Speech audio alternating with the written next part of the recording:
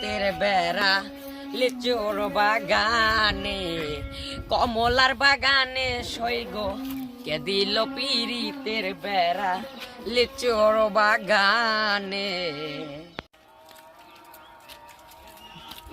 ভালোই আছে।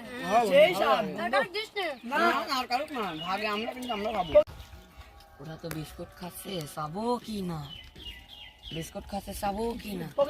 চাই যাই। এ বন্ধু, তোরা বিস্কুট খাচ্ছিস, দে আমারে।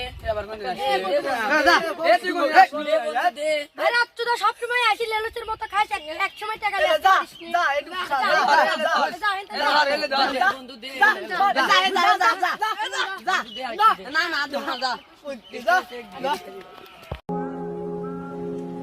কে রে তুই মা?